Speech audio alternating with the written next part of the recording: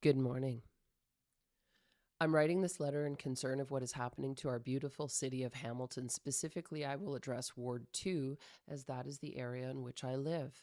It is with much sadness that I have watched the personal encroachment of encampments take hold again within our ward and throughout our city.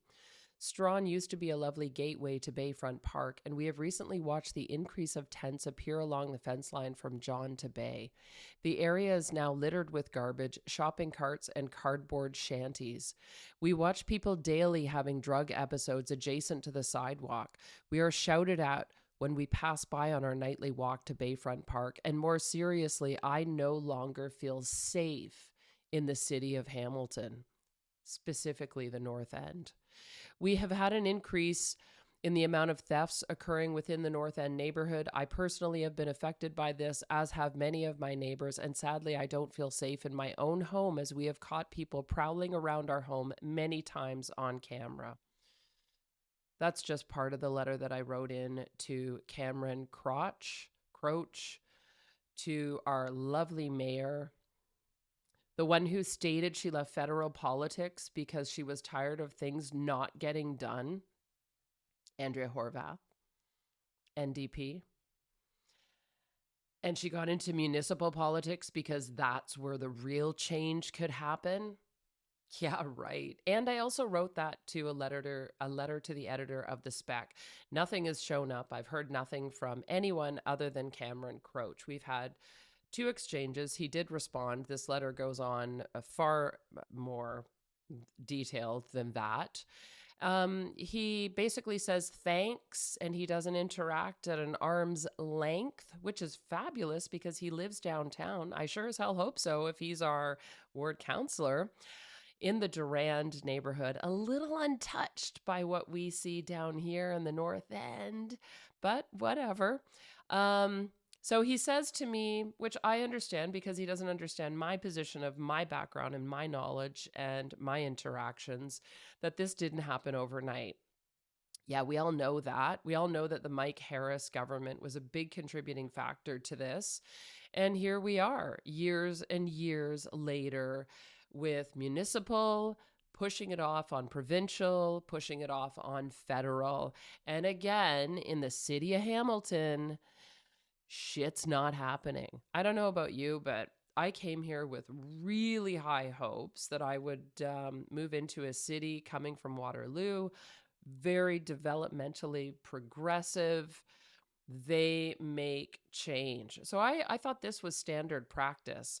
My life partner, he's like, oh, just you wait. City of Hamilton, they take 10 times as long to get things done, or nothing gets done. There's so much corruption, blah, blah, blah. Well, I'm definitely witnessing that. Definitely witnessing that with the LRT. That's a whole other conversation. But this is something that is near and dear to my heart and many of our hearts as we are living amongst this minority group, which is taking over the majority of our city throughout, peppered. And this is more than just homelessness. This is drugs. My response from Cameron was basically him ending the conversation. He didn't answer any of my questions, by the way.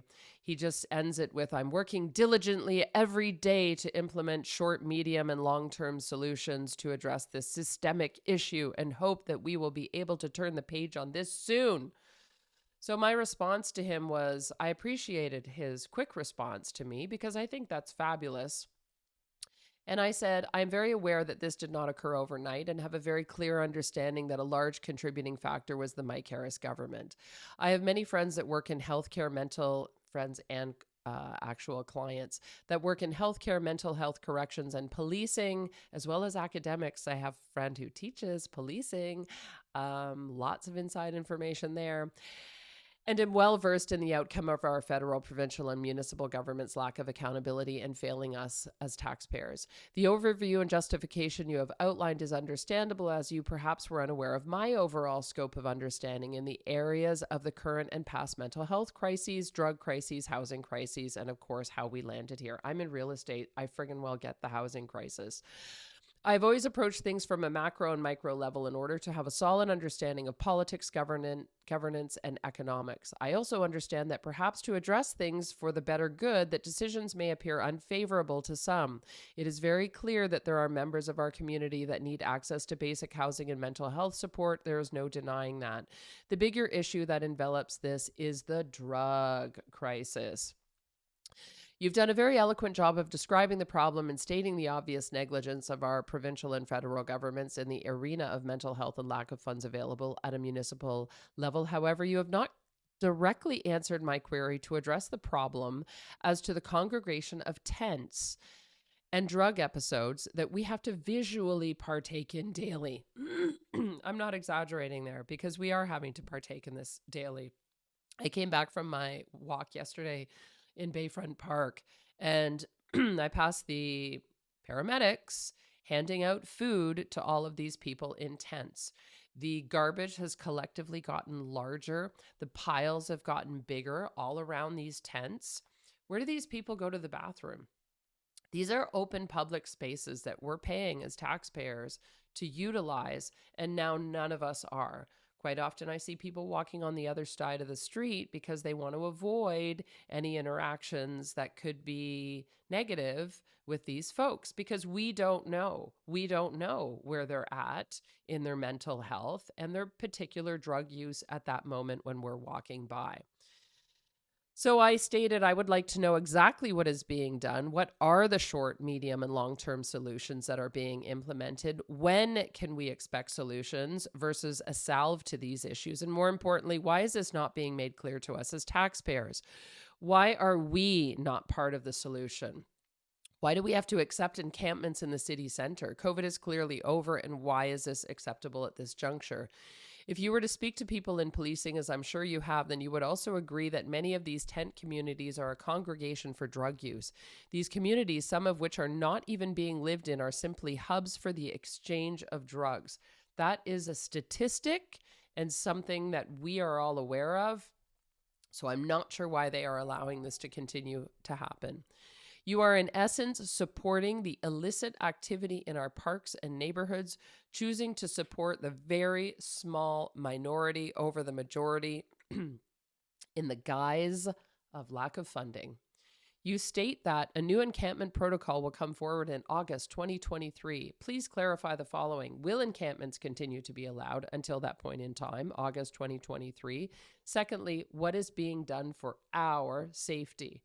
Up until recently, I felt the city was addressing the encampments when they were removing them from public spaces. At this juncture, I do not, and I am not alone in this, and I look forward to your response. He did respond to this. Excuse me. And essentially, what he's saying is this is not solved by millions. It's solved by billions of dollars, as is the excuse for everything that Hamilton seems to come up. More money, more money, more money, and nothing gets done. LRT, because here we are still waiting for it. Shovels haven't even begun to be dug in the ground. So city is apparently doing its best to manage these service requirements. Again, handing things out to the drug users.